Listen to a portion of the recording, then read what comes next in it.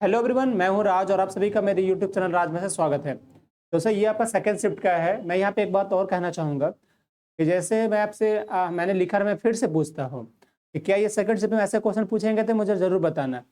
मैं आपको जो क्वेश्चन है एज इट इज़ डेटा में भी पॉसिबल है कि डेटा नहीं हो सकता है कि कभी-कभार पॉसिबल नहीं होता डेटा किसी से कलेक्ट कर पाना।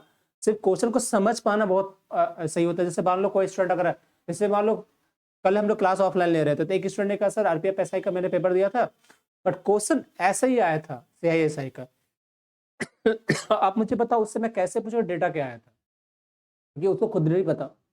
हाँ, कोई लोग जैसे मान लो कंफ्यूजन करते सर ऐसे मान लो कि ए से 10 ने पूछा, बी से पूछा, ऐसे पूछा।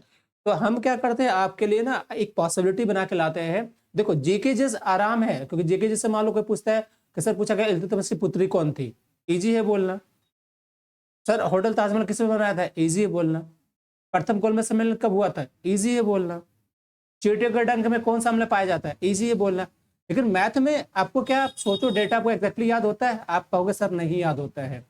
तो मैथ में हम क्या कर सकते हैं आपके लिए, एज इट इज जैसे एग्जाम होता है उस बेस्ड पे, जैसे जब स्टूडेंट से हमने पूछा, सोचो जब जीके जिसका मैं एक क्वेश्चन सारे बता सकता हूँ जो है तो मैं मैथ्स का नहीं बता सकता। बट जब मैं स्टूडेंट से बातें करता हूँ तो वो क्या करता है, वो एक बताता सर ऐसे ऐसे पूछा गया। तो आपको ना मैं उस बेस्ड पे बना के देता हूँ कि देखो क्वेश्चन ऐसे ही आया है और ऐसे ही करके जाना नेक्स्ट टाइम में। ये जो मैं बता रहा हूँ आपको नेक्स्ट आने वाले एग्जाम के लिए बता रहा हूँ ताकि स्टूडेंट ऐसे ही प्रिपेयर करके जाए नेक्स्ट एग्जाम के लिए। और मैं कह रहा हूँ कि आप मेरे चैनल पे आके कमेंट करोगे कि सर इसी तरह का एग्जाम में क्वेश्चन आया था, 100% मैं कह रहा हूँ कि इस हिसाब से करोगे मेरे कमेंट में। तो ये मैं क्वेश्चन जो है, अच्छा साथ साथ मैं ये भी कह रहा हूँ कि जिन जिन स्टूडेंट ने पेपर दिया है 3 दिसंबर को, प्लीज कमेंट बॉक्स में लिखे क्वेश्चन एग्जैक्टली क्वेश्चन क्या था अगर आपको याद है तो। ठीक है, चलिए आगे बढ़े, चलिए क्वेश्चन को लेकर चलते हैं। सबसे पहला क्वेश्चन जो हमारा कह रहा है कि ए और बी एक काम को 6 दिन में करता है और ए अकेले से 9 दिन में, तो बी अकेले कितना दिन में करेगा। देखो दोस्तों ए और बी यहाँ पे बोल रहा है कितना दिन में कर रहा है, 6 दिन में, है ना। ए और बी का जो कर रहा है वो 6 दिन में कर रहा है मान लो, और यहाँ पे ए अकेला कर पा रहा है उसको 9 दिन में, तो बी से पूछा है। तो देखो इसका एलसीएम कितना हो जाएगा, तो आप इसको 18 भी लिख सकते हो। अगर हमने 18 एलसीएम लिखा है तो ए भी अगर मिलकर 6 दिन में करेगा तो इसकी एफिशिएंसी 3 हो गई और इसका हो गया 2। अब आपसे पूछा बी के बारे में, है ना, तो सोचो दोनों का एफिशिएंसी 3 है, ए का 2 है तो बी का 1 आ जाएगा। इस हिसाब से बी के लेकर समय निकालते हो तो वर्क यानी 18 और एफिशिएंसी हमारा कितना 1 हो जाएगा, यानी 18 दिन हो जाएगा दिस इज फर्स्ट का। ठीक है, चलिए अगले क्वेश्चन पे देखते हैं। पी और क्यू 25 दिन और 50 दिन में एक परियोजना कर सकते हैं, कितने दिनों में वो परियोजना का सिर्फ 18% पूरा करेंगे यदि वो 7 काम करता है। ठीक है, चलिए देखते हैं। पी है हमारा जो कि काम को करता है 25 दिन में, है ना। क्यू करता है वो करता है 50 दिन में। अब यहाँ से टोटल वर्क कितना 50 होगा कि नहीं होगा। अब यहाँ से 50 वर्क हो गया है टोटल, तो मुझे बताओ इफिशिएंसी के बारे में। इसका 2 आएगा, इसका 1 आएगा। अब आपसे क्या बोला है कि दोनों मिलकर 7 काम कर, मान लो पी प्लस क्यू साथ में काम कर रहा है, लेकिन काम कितना करना है उस परियोजना का 18%। इट मीन 50 का काम नहीं करना, 50 का मात्र 18% करना है ना। और ये दोनों मिलकर करेगा, दोनों की क्षमताएं कितनी हुई 3, तो बोला कितने दिन लगेगा सोच के देखो। आप सोचो, इसको मैं कट करता हूँ 50 गुना 18, अब प्रतिशत का नीचे 100 लिया और 3 लिख दो, तो 50 से कटा 2 बार में और 3 दूनी 6, 6 18, 3 दिन, यानी दिस इज 3 डेज में। ठीक है, अगली क्वेश्चन का देखो। कह रहा है एक समबाहु त्रिभुज का क्षेत्रफल है 36√3, तो त्रिभुज का परिमाप बता दो। ये समबाहु त्रिभुज ले लो यहाँ से, है ना। असमबाहु त्रिभुज का क्या होता है कि सब भुजा सेम होती है, अगर मान लो भुजाएं अगर मानते हो इसको ए, तो ये भी ए होगा ये भी होगा, राइट। इसका क्षेत्रफल क्या होता है, इसका क्षेत्रफल होता है √3/4 और भुजा स्क्वायर यानी ए स्क्वायर बराबर कितना दिया 36√3।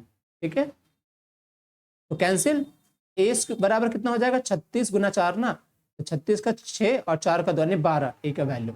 परिमाप पूछा है तो देखो सारे बराबर होंगे, 12 12 12 12 दिया 36 इस आंसर, है ना, दिस इज आंसर 36। अगली क्वेश्चन जो आपसे है देखो, एक घन है जिसका विकर्ण 6√3, उसके कुल पृष्ठीय क्षेत्रफल तथा आयतन का अनुपात बताना। अब गौर से देखो घन किस तरह से होता है भाई, तो घन कुछ इस तरह से होता है ना, ये घन होता है, राइट, ये घन है। घन की विकर्ण क्या होता है √3a होता है, जिसका वैल्यू दिया हुआ 6√3, तो a कितना हो जाएगा 6। अब पूछा से कुल पृष्ठ क्षेत्रफल, तो कुल पृष्ठ क्षेत्रफल क्या होता है इसका, सारी मतलब एक अगर पृष्ठ बोलोगे तो एक का स्क्वायर हो गया और 6 होता है तो 6 स्क्वायर हो गया। इसके कुल पृष्ठ क्षेत्रफल हो गया 6 स्क्वायर। आयतन कितना होगा, तो आयतन होता है भुजा क्यू, और भुजा क्यू मतलब ए गुना ए गुना ए। इसको पुट कर दीजिए, 6 हो जाएगा। और भुजाएं तो सेम है ना, यहीं से कट कर दो, क्यों दिमाग लगाना। ए बराबर 6 है तो इसको भी 6 बैठा दो और आंसर हमारा 1:1 हो जाएगा। This is. चलिए अगले क्वेश्चन कह रहा है कि एक उम्मीदवार को कुल अंकों का 30% मिला है, उसने कुल अंक का 25% प्राप्त किया तथा 40 अंक से फेल हुआ, तो अधिकतम अंक बता दो। देखो एक मान लो लड़का है, उसको मिला है टोटल 30% अंक, दूसरा लड़कों को मिला 25% और उसने 40 से फेल हो गया, यानी ये पास मार्क्स हो गया 30, है ना। अगर मान लो कुल अंकों का 30% प्राप्त होता है, एक मिनट रुकना, क्वेश्चन कुछ और है।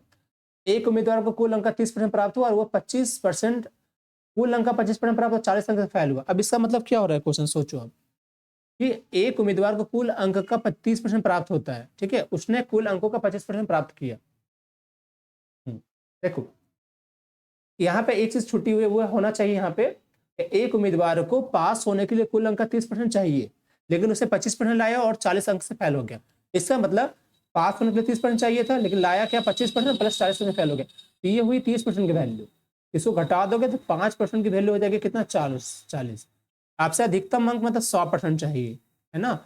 तो 1% की वैल्यू कितना हो जाएगा 8, 100% की value 800। This is 800 answer, right. चलिए अगली क्वेश्चन जो आपका कह रहा है कि क्रयमूल और विक्रय मूल्य के बीच का अंतर जो है 751 है और हानि परसेंट 11, तो विक्रय मूल्य देखो, अब हानि परसेंट अगर 11 है, इसका मतलब क्या हुआ, मतलब 11/100 ये हमारा लॉस है, ये हमारा क्रय मूल्य हो गया।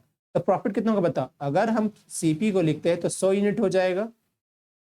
एसपी कितना हुआ है, घटा है ना, हानि हुई तो घट के आएगा हमारा कितना 89, राइट, ये हो गया। अच्छा इसके बीच का अंतर है कितना 451, यानी हम कह सकते हैं कि अगर ये सीपी और एसपी है ना, इसके बीच का डिफरेंसेस कितना ऑलरेडी कितना है हमारा 11 आया है ना, इस 11 के वैल्यू है 451। आपसे पूछा विक्रय मूल्य इसकी वैल्यू बतानी है, तो कितना से कटेगा, देखो 11 से कट करोगे 11 से 33 होगा, बचेगा कितना यहाँ पे, सॉरी 11 44 से कटेगा ना, बचेगा 41 हो गया। अब यहाँ से गुना कर दो 41 से, तो जितना भी वैल्यू होगा 89 गुना 41 वो आपका आंसर हो जाएगा। तो दिस इज 9 और 9 चौक 36, 36 4 40 और 4 44, 4 बच रहे, ठीक है, 8 चौक 32 4 36 यानी 36 49, दिस इज आंसर। अगली क्वेश्चन है कि एक विक्रेता जो है 7 में 21 के हिसाब से सेब खरीदते हैं और 2 में 5 के हिसाब से बेचता है, तो इसका परिणाम मतलब प्रॉफिट या लॉस पूछ रहा है। तो चलो देखो 7 रुपये में कितने खरीदा इसने 21 और बेचा कितना 2 रुपया में 5। अब मैं क्या करता हूँ, वस्तु को इक्वल करता हूँ सबसे पहले, ताकि हमें पता चले सीपी और एसपी। तो ये वस्तु को हमने इक्वल करा, ये हमारा वस्तु 21 गुना 5 105 हो जाएगा, इसको 5 से गुना करो, इसको 21 से, तो आर्टिकल हमारा 105 105। अच्छा रुपया देख लो, हमने 5 से करा तो 5 यानी यहाँ पे हो गया 35 रुपया में उसने 105 वस्तु खरीदी। 21 से गुना करोगे तो यहाँ हो जाएगा 21 दूने 42, ठीक है, यानी जो उसने 35 में खरीदा उसको बेचा है 42 में, तो प्रॉफिट हुआ कितना का हो जाएगा 7 का, किस पे होगा 35 पर गुना 100% डाल दो, 7 5 35, 5 से 20%, दिस इज 20% आंसर, है ना। चलिए अगला क्वेश्चन कह रहे यदि ए बी 2 5 है, सी और बी है हमारा 3 4, तो ए बी सी चाहिए। देखो दोस्तों ये ए और बी का जो रेशियो है हमारा है 2 और 5 का, ठीक, और बी सी हमारे पास है, तो बी से हमारा 3 4 है। इसको बहुत सारे तरीके हैं करने के, बी को इक्वल कर दो आप ऐसे बस। अब देखो अब मैं ऐसे भी इसको बता सकता हूँ आपको कि ए बी बराबर हमारा 3/5 2/5 है, ठीक है, और बी सी नहीं है ना, सी बी है, सी बी है यहाँ पे, बी सी नहीं, और सी बटा बी जो है हमारा है 3/4। अब या तो बी को इक्वल कर दीजिए, तो बी को इक्वल कैसे करेंगे आप, तो बी यहाँ पे 5 आ रहा है, यहाँ पे 4 आ रहा है, तो 5 और 4 का एलसीएम कितना 20 होगा, तो 20 करने के लिए क्या करोगे, इसको 4 से गुना करोगे, इसको 5 से, तो जैसे हमने 5 से यहाँ किया 5 से ऊपर भी करना पड़ेगा, 4 से हमने किया 4 से ऊपर भी। अब बोला ए बी सी, तो देखो ए का मान कितना हो गया है 8, तो यहाँ पे 8 लिखोगे, बी कितना हुआ है 20, तो यहाँ 20 लिख दो, सी कितना हुआ 15, तो 8 20 15, दिस इज आंसर, है ना दोस्तों, फर्स्ट नंबर।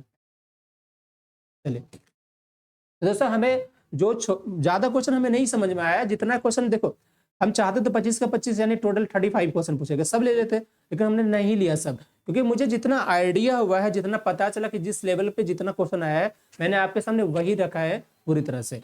मैं आपके साथ गलत नहीं करना चाहता, क्या फायदा गलत करके बताओ, ठीक है। चलिए मिलते हैं नेक्स्ट वीडियो में, तब तक के लिए bye bye and thank you. और साथ में लाइव हमारे साथ नहीं जुड़ना भूलेंगे, ओके बाय, थैंक यू।